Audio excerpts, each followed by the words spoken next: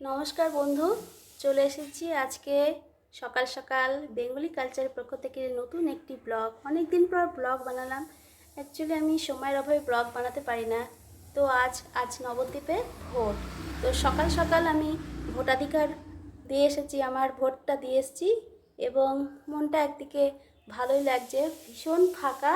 আমি জাস্ট গেলাম, কেউ ছিল না, আমি একাই। তো ভোট দিলাম, চলে এলাম।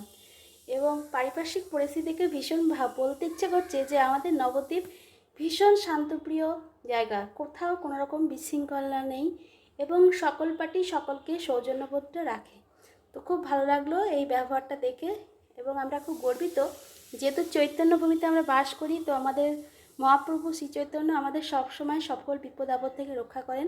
আমাদের এখানে কোনো রকম কোনো কিছুতে অশান্তি সৃষ্টি সেরকম হয় না।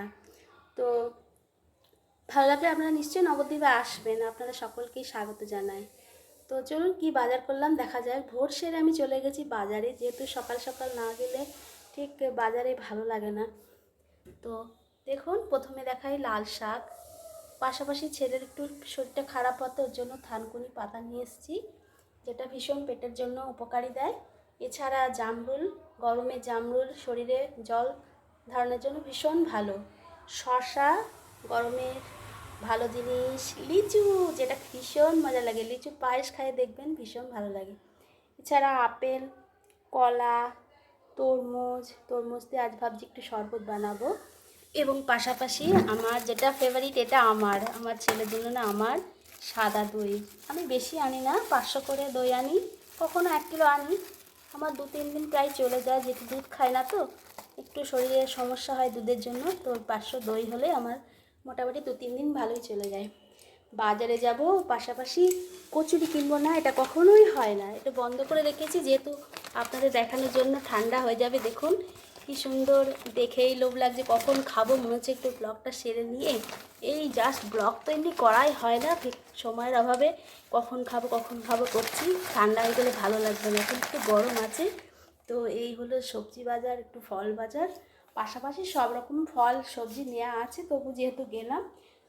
আর আজকে মাছ নিলাম, এই যে রুই মাছ। তো রুই নিলাম, বেশি কিছু ভালো লাগছে না, কারণ কি আজকে ভোট, তো একটু টিভি দেখবো, বেশি রান্না বান্না ভালো লাগে না।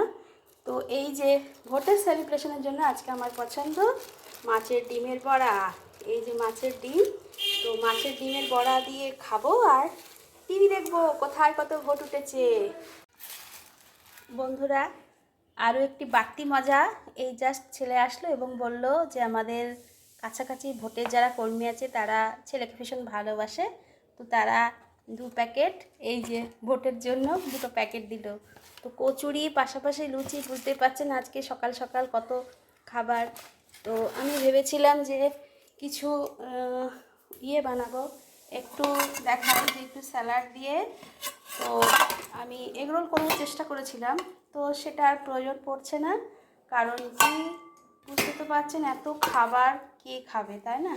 তো সেই ভেবে আজকে আমাদের রান্না মোটামুটি বেসিক্যালি এইসব দিয়ে, এই মাছের ঝোল হবে রুই মাছ দিয়ে, এবং পাশাপাশি চাল কুমড়ো হবে আর মাছের ডিমের বড়া। আজকে এই অবধি। তো আর তো রুটি করার কোনো প্রয়োজনই পড়ছে না, কারণ কি এত খাবার।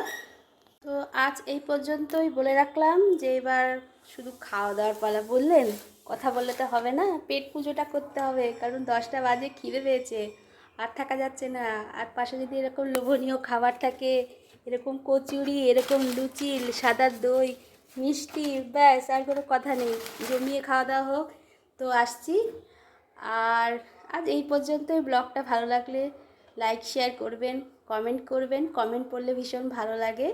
চ্যানেলটিকে সাবস্ক্রাইব করবেন, যদি আপনারা সাবস্ক্রিপশান করেন তো আমি নতুন নতুন ব্লগ নিয়ে তৈরি করতে পারি এবং মাঝে মাঝে কিছু রান্নার ভিডিও দেখাতে পারি, এবং আমার যাবতীয় কাজকর্ম আপনাদের দেখলে আপনারা নিশ্চয়ই একটা পজিটিভ ভাইবস পাবেন। তো এই হচ্ছে আজকের সকাল, ভোটের দিনের সকাল, বুঝলেন? তো ভালো থাকবেন, সুস্থ থাকবেন। যদি ভালো লাগে নিশ্চয়ই পরবর্তী ব্লগ নিয়ে আসবো, ততক্ষণ ভালো থাকবেন।